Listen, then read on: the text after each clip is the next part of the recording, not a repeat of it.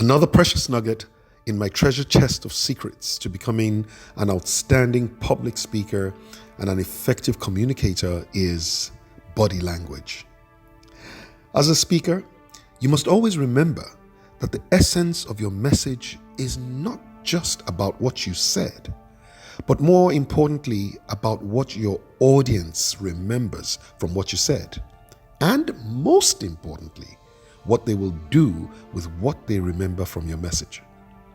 In management science, it is believed that only 7% of your message is in the words that you actually speak, whilst about 38% of your message is in your tone of voice, and an overwhelming 55% of your message is communicated through your body language. This means that as a speaker, your words will only form about 7% of the message that your audience will take away and remember. But beyond your words and your tone of voice, your delivery actually determines how well your audience receives your message and how much of your message they remember after your presentation. As the saying goes, actions speak louder than words. So for your audience to hear your message loud and clear, your body language, your facial expressions, gesticulations, and gestures are all so important in amplifying your words into the message that your audience will receive and remember. Beyond your words, your body language must convey your conviction and your passion for your message and your audience. Simply put, whatever it is that you believe, let your body language say it louder than your words. I once sat under a speaker at a conference whose body language actually contradicted his words.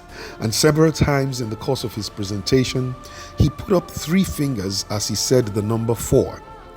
I initially thought maybe I was the only one that realized this mistake until several people in the audience started to laugh every time he said 4 and put up 3 fingers. That simple miscommunication in his gestures diminished the importance of the message he was trying to get across. To nail a good speech, you must avoid the risk of what I call obstructive body language. Your gestures must not confuse your audience. Your hands are speaking even as your mouth is speaking, but so also are your eyes, your facial expressions, your head position, your legs and your body posture. Your entire body is speaking.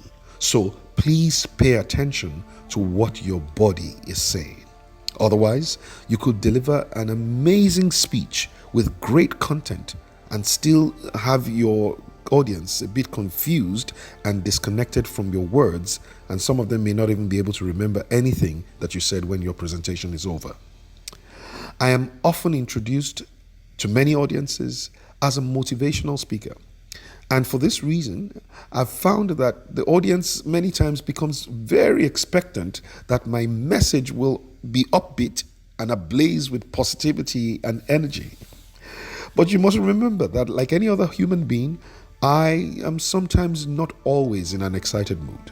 This is why I always try to make a conscious attempt to infuse energy into my speech, just so that I can energize my audience to listen, to learn, to care, and to act on my message. So when you see me pump up my fist in the air or smile or walk down the audience and touch someone to emphasize a point about connection, I'm simply using the power of body language to pass a clearer message to my audience. Now, I'm not suggesting that you must punch the air or grab somebody or jump into your audience during every speech that you give. You must remember, moderation is key in everything, and there is sometimes a real risk of being overly excessive if your body language is not measured. But sometimes you may be invited to speak at a somber event, such as a funeral, and the occasion demands that you deliver a powerful, inspiring, but yet solemn speech. And at other times, you may be constrained to speak behind a podium and much of your body is hidden behind the lectern. Even in such situations, your hands and your facial expressions can still be used with great effect to convey your convictions. And so it is up to you as a speaker to study the unique scenario that you're faced with and decide what truth you wish to pass on to your audience, and let your body say it louder than your words can speak.